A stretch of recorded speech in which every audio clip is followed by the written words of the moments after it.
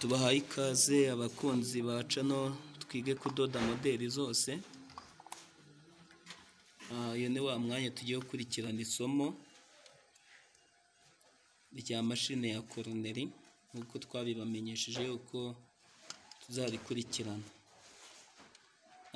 Twaberetse ibice biyigize, noneho tugiye kureba uko yafirwa, ubundi umuntu akadoda amaze kuyafira. Ubu ni ubudodo, dukoresha ubudodo bwa nero, buba buteretse hasi aha ngaha, akenshi buba bubiri, hari n'igihe ushobora kuba butatu washyizemo shayiningi cyangwa se buriya, biterwa n'uko ushaka ko iza kuba imeze.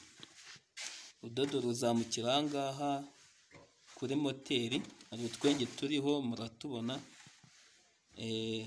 kazamuka kanyura mu kuma gato kari inyuma y'amakuta, gaca mu kenge gahari, ubundi ugashyira mu makuta yawe witonze.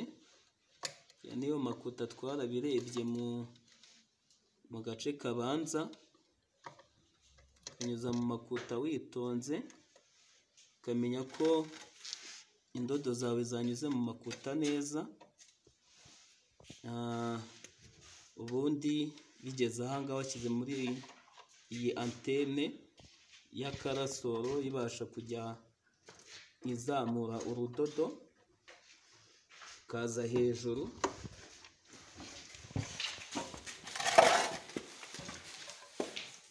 Aha ngaha ho twifashisha koroshi ifite umutwe ubasha kuzamura urudodo rwawe aho rwagarukiye hasi mu makuta.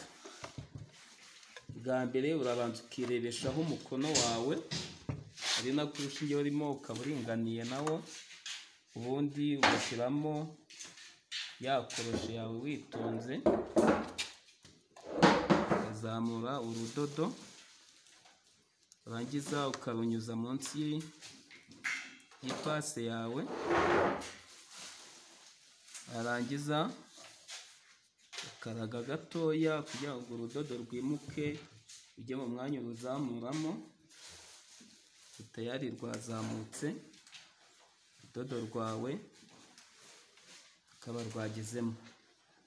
Aha ushobora kudoda icyo ushaka kudoda cyose umaze kwafira gutya. Warangiza kwafira ukaza ku mashini yawe ugakanda buto yatsa mashine, ubundi ugakandagira umuriro wawe gakeya uko ubyumva ku kirenge ukontorora, ugafata umukono wawe, ubundi ugatangira kudoda.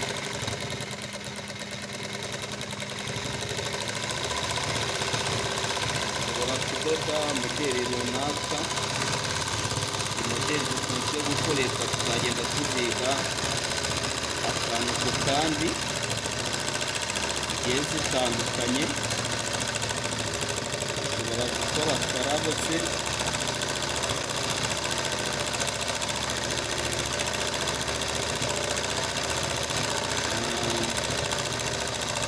akantu keza uko ubishaka rwose ukakanoza ukoresheje imashini ya koroneri. Murabibona. Turabutsa kuba wifashisha ukuboko kwawe kw'iburyo kuba gufashe umukono, n'ikirenge kiba gifashe umuriro bitewe n'uko ushaka imashini yawe yihuta. Ishobora kugenda gakeya, uko wongera ukagenda nayo yongeza umuriro bitewe n'uko wumva wowe ubasha gukontorora cyangwa gutegeka imashini yawe. Murakoze cyane rero, mu isomo rikurikiyeho tuzagenda tureba modeli ku yindi. Ese wakuba igitenge gute, wakoresha iyihe puwe, wakora dese gute, bayishushanya bati. Ibyo byose tuzagenda tubirebera hamwe uko tuzagenda dukurikirana aya masomo etape par etape.